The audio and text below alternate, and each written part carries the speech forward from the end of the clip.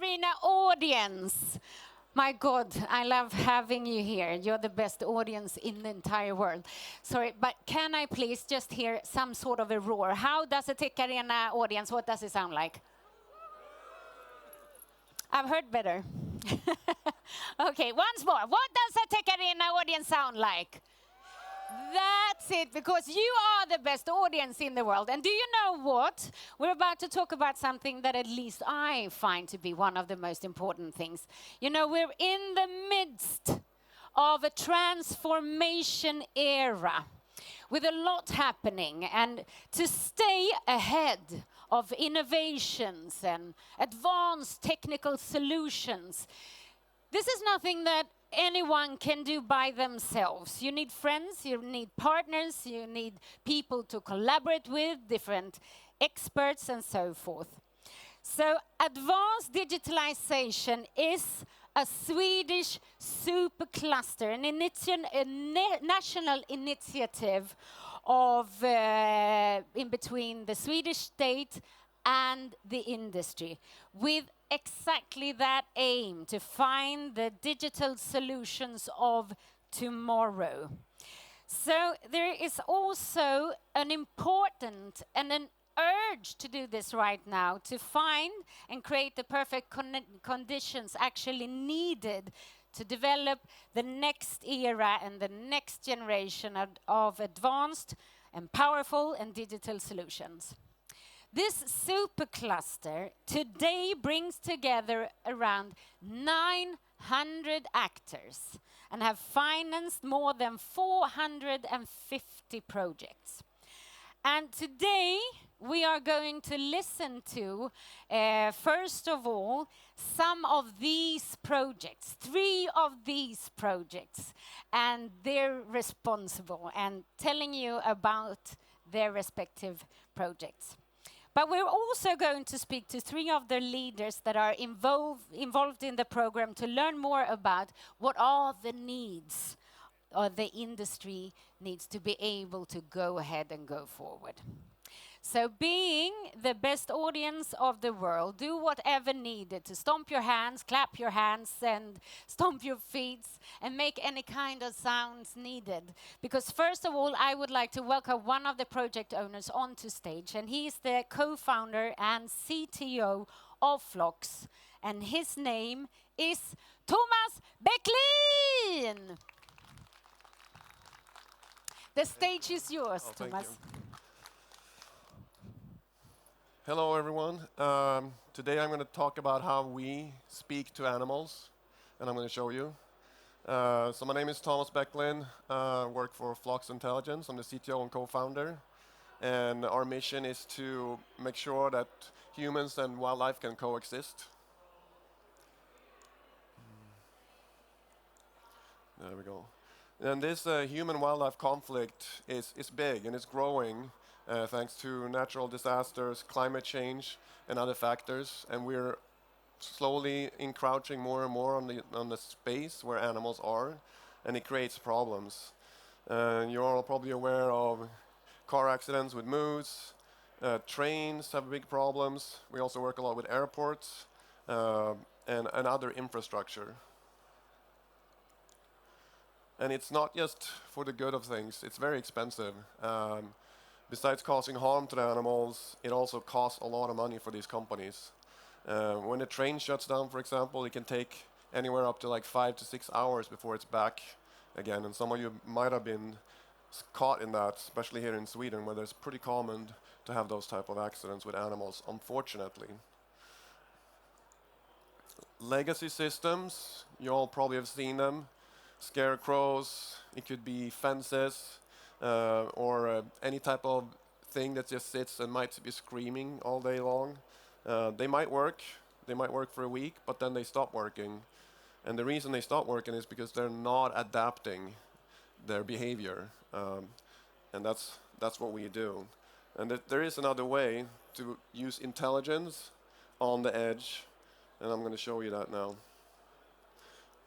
But first, wildlife are always communicating. And if you have a dog, you're well aware of this, or any other type of animal, they communicate with you all day. The problem is we don't always know what they say, and we don't always know what to tell them. And thanks to a lot of research that's been done in this area, we have figured out a way how to talk to these animals. So we figured out how to decode what they're saying, and then encode that and talk back to them and let them know where they shouldn't be. And we call this a translator that lives out in the field, observing behavior and then responding to the animals and keeping them away from areas where they shouldn't be. And we call this the Edge product. It's something we've been working on now for 3 years. We've been testing prototypes for 2 years with Trafikverket, Swedavia, and other Swedish companies. We even tested them in the US at airports. What we learned is that we need to be able to operate in extreme conditions, we need to have good connectivity, and we need to be able to operate autonomously. And what is it we actually do?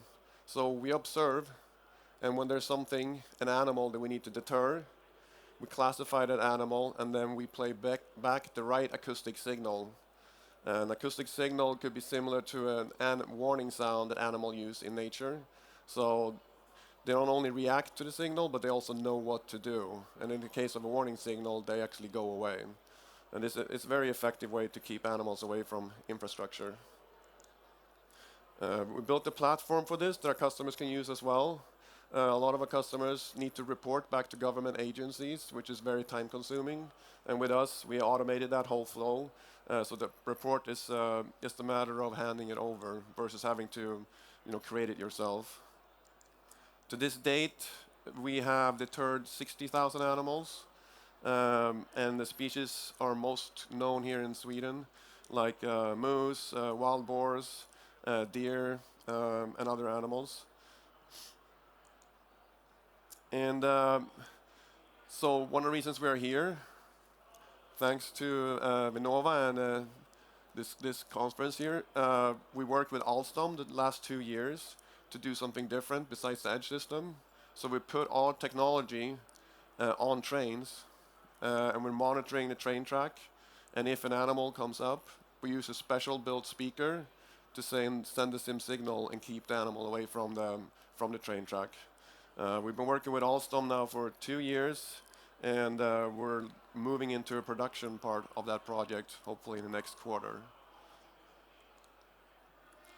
Oh yeah, now the video's not working. Okay. I just learned that videos are not working that well because of the connection here, so I'm just skipping through those. But yeah, so that's us. My time's up. We work with a lot of enterprises. Alstom, we're working with USDA in the US, and Denver Airport. And we're trying to create a world where human and wildlife coexist.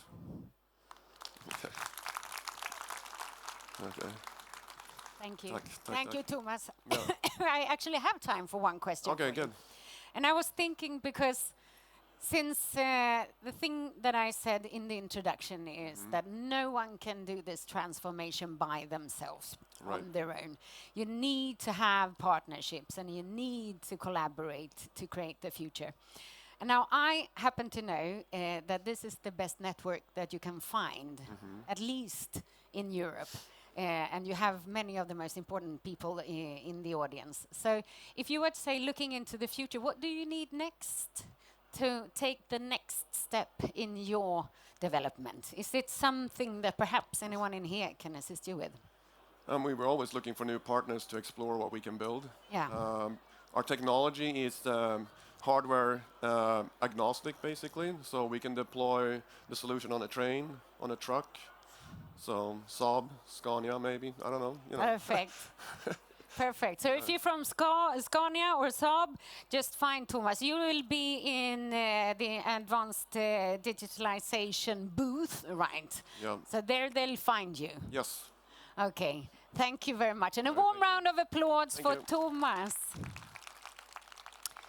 So I would like to invite onto stage the next project that will present, and it is the AI lead at Zenseact. And please help me in welcoming Mina Alibeigi. Welcome, Mina. Thank you. There you have. Thank you so much. Yeah, nice to see you all here. Yeah, my name is Mina Alibeigi. I'm here today to present our project that we are doing with our partners called DREAM. DREAM stands for Distributed, Robust and Efficient AI for Autonomous Driving.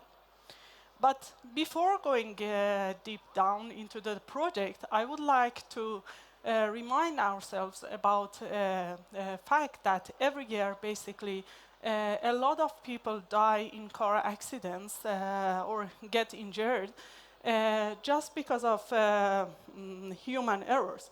And with advanced automation, we can improve this a lot and reduce these numbers by a lot. And that's why basically keeps me motivated to go to work every day, because I work at Zenseact, that basically provides AI-driven driver assistance and autonomous driving software. And also by that, we are basically like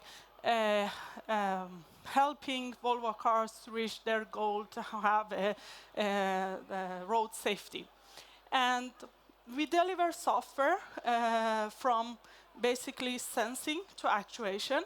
But to do that, we really rely on having larger scale, comprehensive, and diverse data from real-world driving to train our stack and so on. And to achieve that, of course, our data collection cars play a critical role.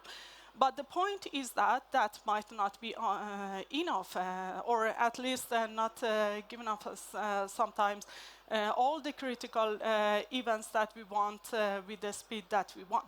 So what if we could tap on basically the potential of the larger customer fleet that we have out there, but in a privacy preserving manner, so we kind of protect the integrity of our customers, but at the same time we get the insights from them. And these kind of needs actually drive us to explore new technologies such as federated learning. And also now, when it's appropriate, we do lots of collaborations with others, as exemplified in this project that we collaborated with AI Sweden or RISE, and also a scale-out system who provide the federated learning framework, actually. But yeah, so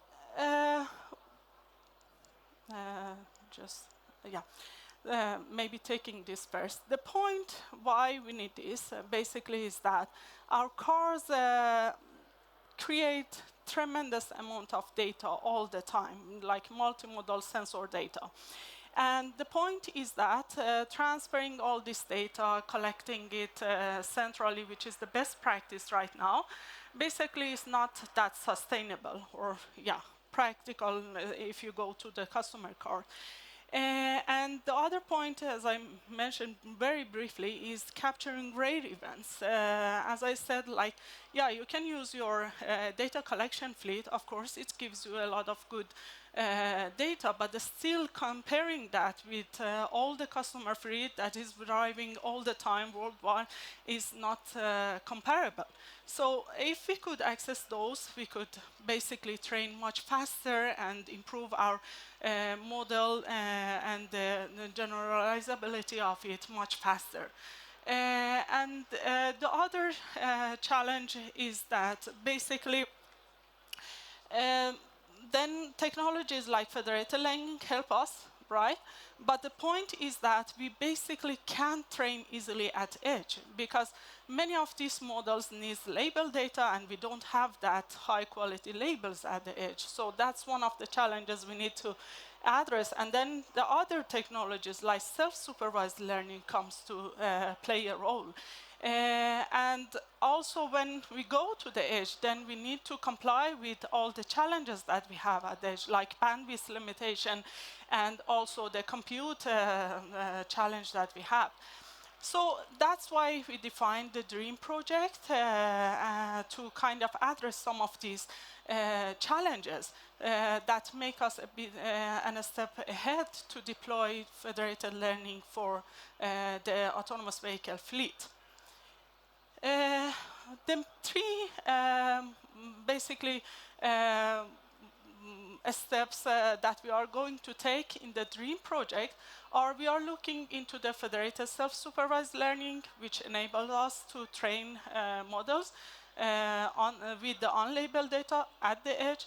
And then we look into the knowledge distillation because it enables us to transfer this knowledge directly if we decide to change the model architecture or the platform and the sensor and so on.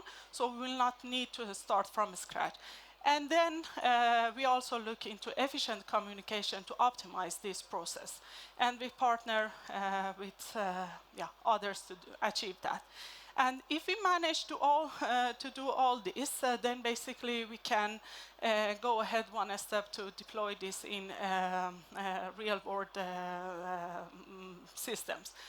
And the good news is that the techniques that we are going to develop in this project, actually, they are not only for the autonomous driving. Basically, all this can be transferred to other domains, such as basically like, for instance, defense or IoT and healthcare and so forth. So that's the good news. But I have also another good news, and that's to enable all these basically collaborations, we need data to all of us use and work with. And we actually released one data set 2 years ago, which proven to be very useful. But we see some limitation to that for this kind of application. And we are going to extending quite a lot. And it's going to come quite soon, sometime this year. So yeah, check that out and stay tuned. Yeah, thank you.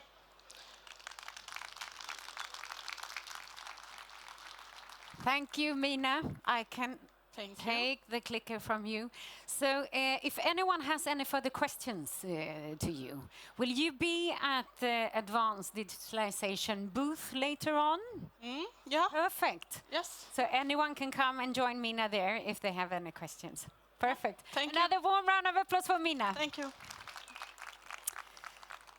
So the next presenter, he is the head of ICE Datacenter unit at RISE, and also project lead for Houdini, the project. His name is Tor Björn Minde. The stage is yours and the clicker. Thank you for coming. I'm going to talk about the Houdini project, the breakout king. In this time of bragawatts, I have a 200 megawatt data center, I have a 500 megawatt AI factory, I have a 1 gigawatt AI data center. We need to break out of the American dominance in the infrastructure side of things. So this project is focused on the AI infrastructure, the hardware infrastructure.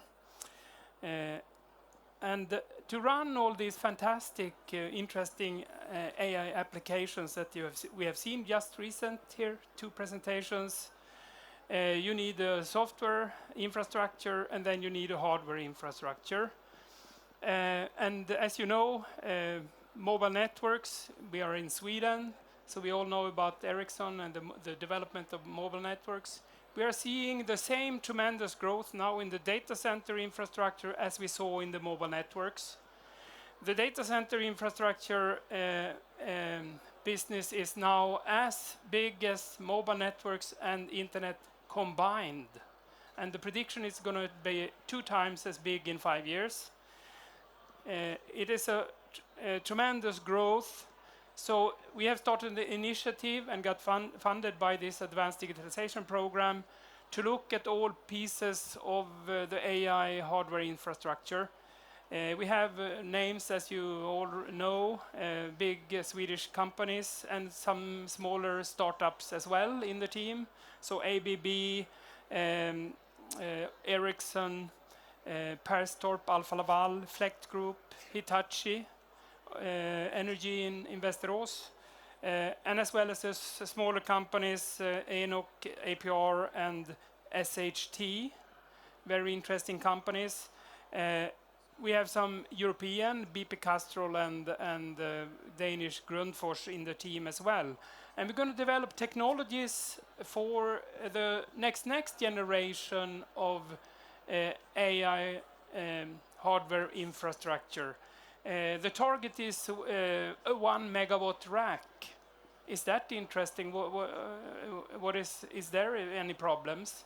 Yes, today the regular cloud rack cabinet of servers is about 10 kilowatt. So we're going to do, in a couple of years, we're going to have 100 times as dense hardware. That's a lot of challenges there. What's going on right now is they are rolling out or operating in ICE Datacenter, for example, in Falun. They operate 130 kilowatt racks with GPU compute. But we're looking at now at 1 megawatt rack. Why are we doing this? The demand for this compute is growing tremendously. So 5 times per year is the growth. There's researchers that have done this work, not me. And the hardware development speed is around 1.3 times per year. So there is a gap there. And it's a growing gap if you don't do anything. So that's why we're building new data centers and we need new hardware. The problem with this is, though, that to enable efficiency and be more sustainable and do more compute per kilowatt, you need to increase the transistors and make the GPU chips bigger and bigger and bigger. So that means that the power will go up. So here you see a trend curve of the power going up for each GPU. The next slide shows how many GPUs you're going to stack in that rack, in that cabinet. It's going up as well. That means that you will have a lot of compute in one rack, and it's going to draw a lot of power, 1 megawatt per rack, and almost all of that will turn into heat. So you need to transfer away all that heat as well, 1 megawatt of heat. So how does such a machine look like that we're going to build? I asked ChatGPT to tell me, okay, what are we going to build now in this project? So this is the rack. It's both IT, it's powering, it's coolant distribution, it's heat exchangers. It's a super machine. So in the project, we are focusing on a number of challenges. The power in, the heat out, the cooling of chips, the distribution in the rack, and these companies that are in the team is going to, together we're going to show some interesting technology in 2 years' time. Okay, thank you.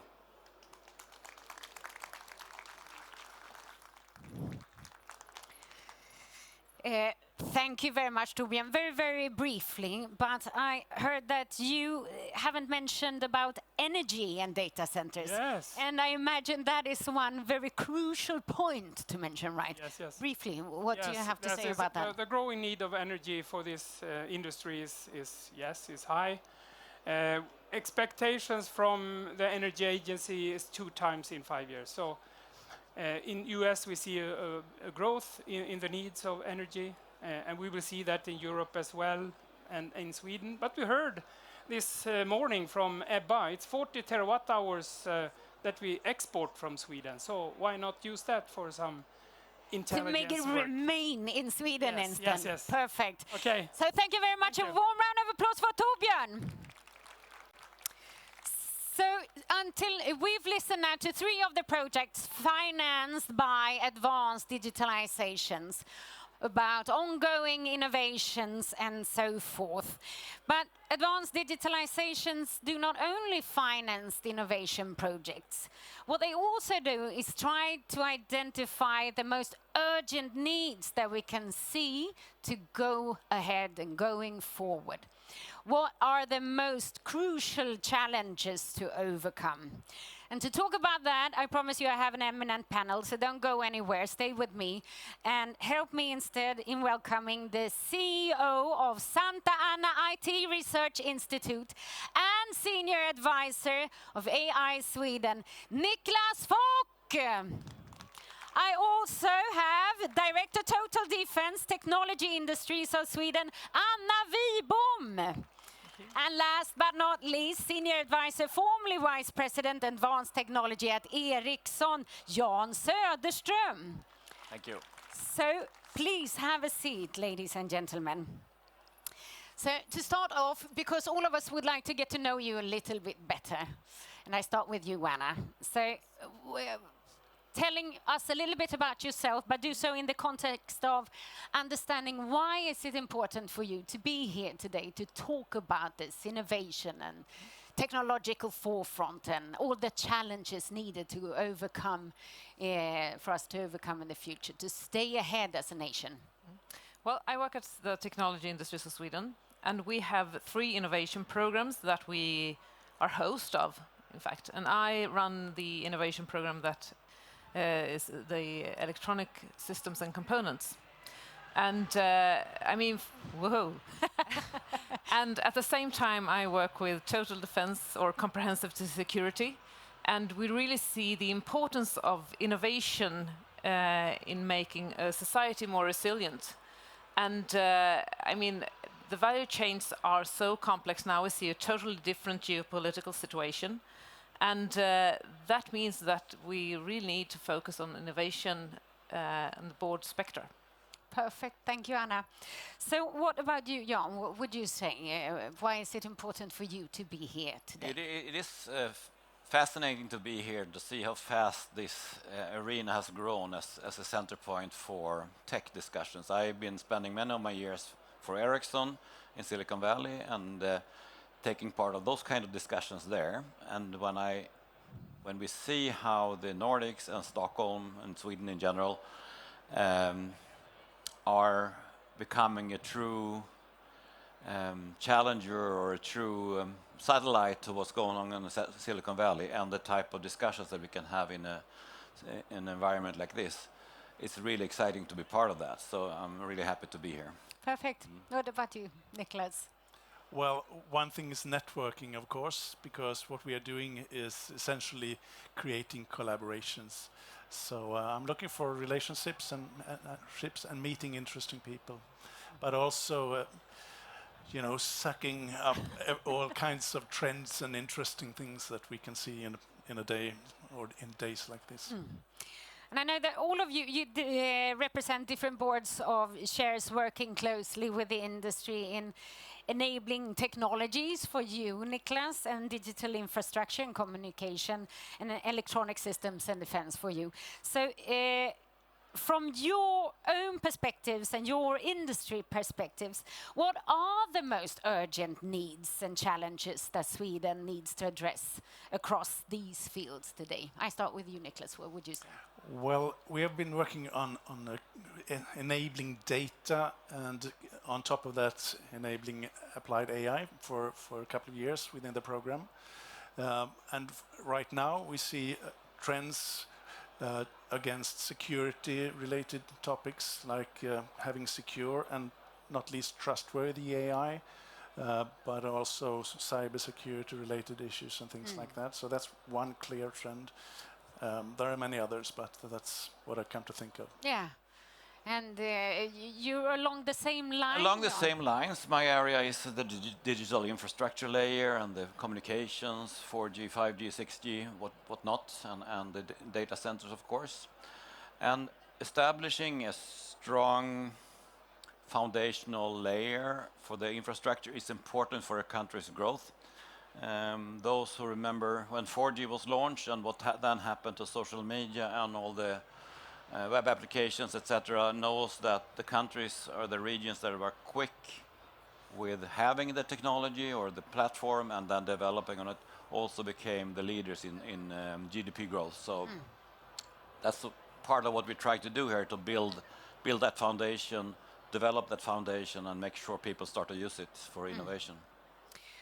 And I reckon, having worked at the tech arena for many, many years, times have changed, I can tell you, and especially talking about geopolitics and so forth, and working with defense, questions around defense. What are the most difficult challenges that you can foresee, Anna?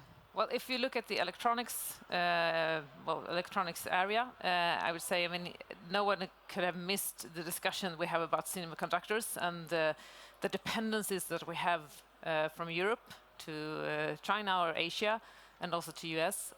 So, I mean, Europe is struggling right now to find how they can grow fast in these areas. And I think for Sweden, it's important to, since we are a part of EU and they are doing a lot of, they're having a lot of discussions right now, and also doing a lot of financing regarding how to be a bigger player in these areas.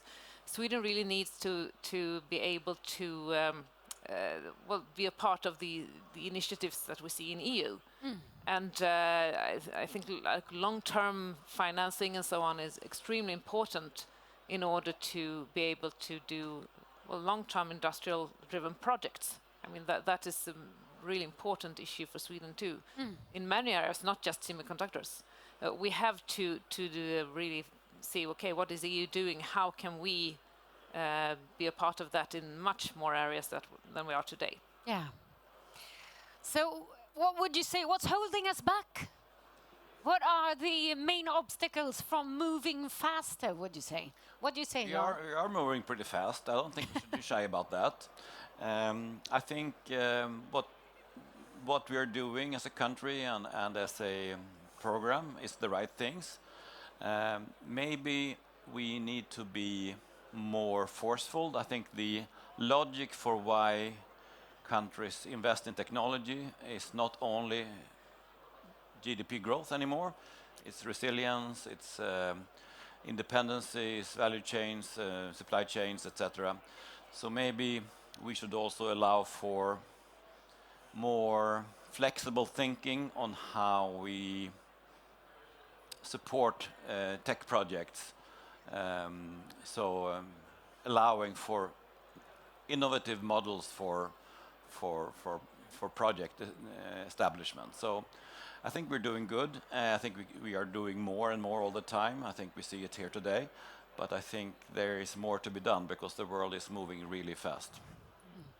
So what would you say, Niclas? What are we doing to address these very important issues that we see?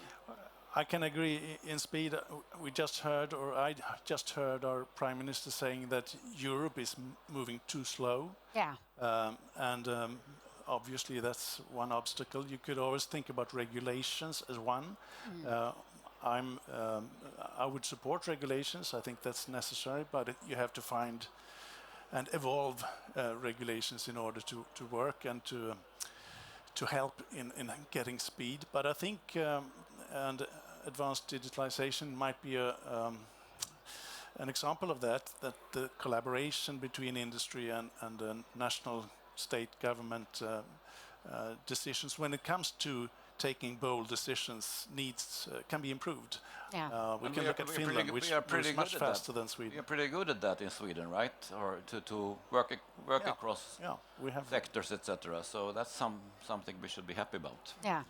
And I also think that platforms that, for example, advanced digitalization, but also the other innovation programs, that they have meeting places in order for companies to meet and start collaboration, that is extremely important because, I mean, it's a way of finding new companies to collaborate with. Yeah. And if you look at, for example, the dual use arena, that is a bit more tricky because the different kind of companies that, for example, the armed forces, they are not really used to collaborate with that broad amount of companies.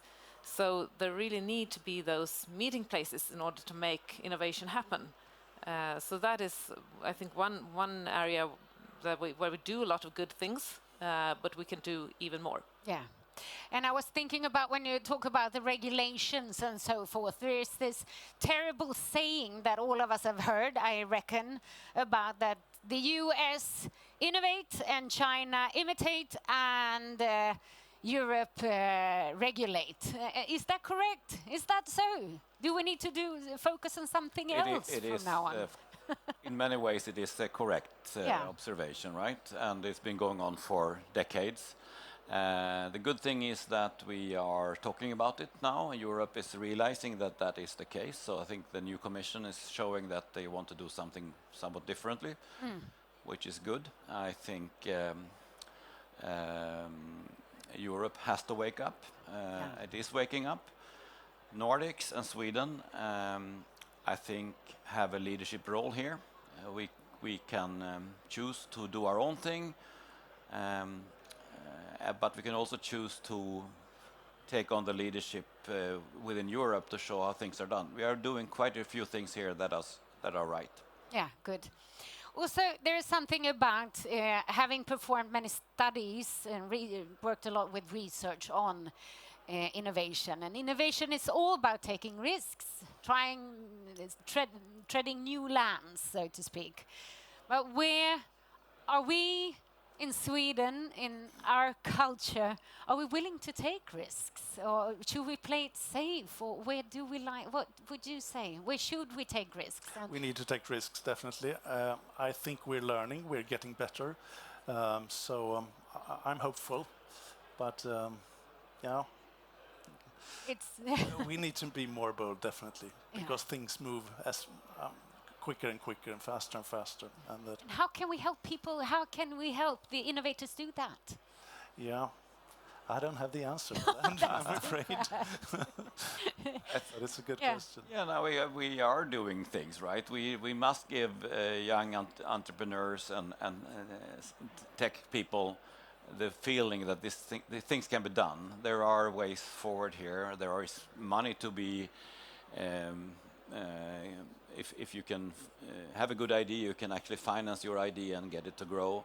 So it's a belief in that you can actually do something with this new technology. I think there is a tendency for some kind of dystopia around all the new technology among youth, but we equally need that sort of fantastic feeling of what we can do with all this. So there is a boldness there that we... Good. So the young entrepreneurs and the talents, just give them a little bit of economy to try out new ideas. Yeah. And you're working with defense and so forth. I reckon you have an idea on where we should take a risk and not. I think if you look at the risk taking, I mean, many of the small startup companies, they are really taking high risks. But at the same time, I would like to stress that, I mean, the government money that you put in R&D, it's extremely important because it's a way of risk taking too. And that's why it's so important to have industrial-driven programs, because that's, I mean, you really need to focus on the value for a company, not just innovation for the sake of innovation. No. Because if you want to have venture capital and so on, it's, okay, what is the value for, how can you really get the money back from the investment? And I think the finance and system needs to look on the whole chain, from the government money that is a part of the risk-taking to the venture capitalists and all the way in order to get money to the system, because that is extremely important. So we have a lot of innovative companies, but we want to keep them here. Yeah. And we want to have the collaboration scene here too. And well, industrial-driven programs, I think that's one of the clues in order to get a good way of risk-taking and getting bang for the bucks, in fact. We have something that we call the Swedish innovation paradox, about that we are one of the best nations in the entire world when it comes to R&D, but we're a little we're down on the scale when it comes to making money out of our innovations and scaling our innovations. And if it's one thing that I've heard throughout the years at Tech Arena is about how to scale. So what's needed for this, because we're talking in advanced digitalization, we're talking about 900 actors, more than 450 different projects. How do we get them out? How do we get them to scale and become something more than just a pilot? Sweden has a fantastic industry. Much of it is 150 years old. I come from one of those companies, Ericsson. Ericsson, perfect. Many of those companies are all very active in advanced digitalization. So we have a very strong engineering culture in this country, and we are now, I would say, the last 15 years, 20 years, developing this startup and scale-up mentality as well. So I guess there's a transition going on here from the traditional engineers of my type to the more engineering, sort of entrepreneurial engineers of the startup type, and that we need to work across these two domains to make it happen. So, do you have anything to add to that, Niclas?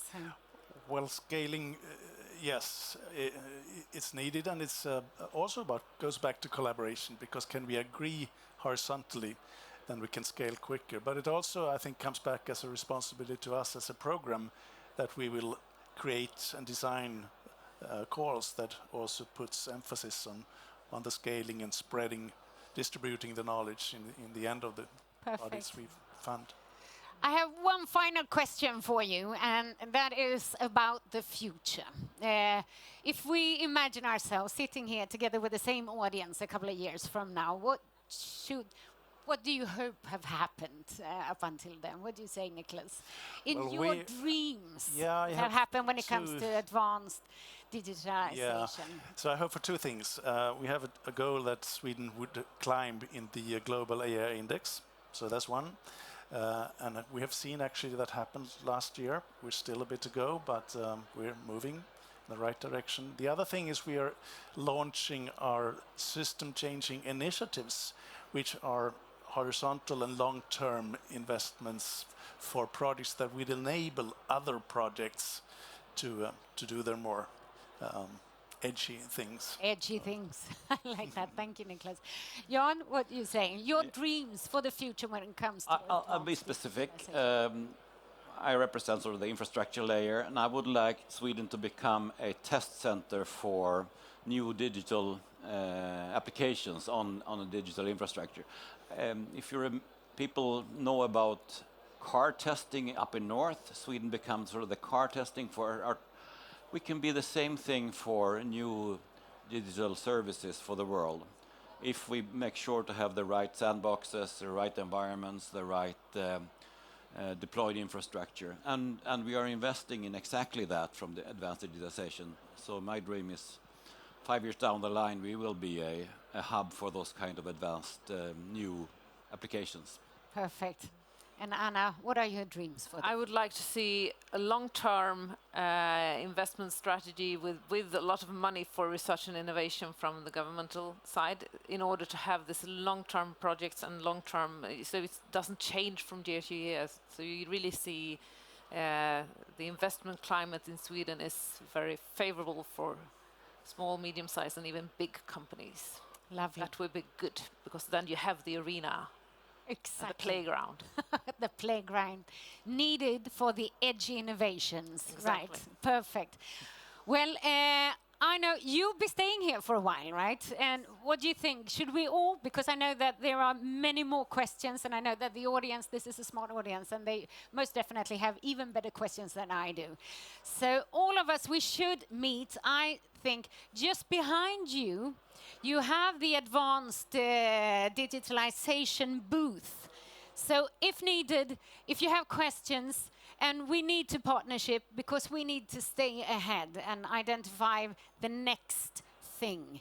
and we do so by collaborating together. So please meet us after this in the booth just behind you.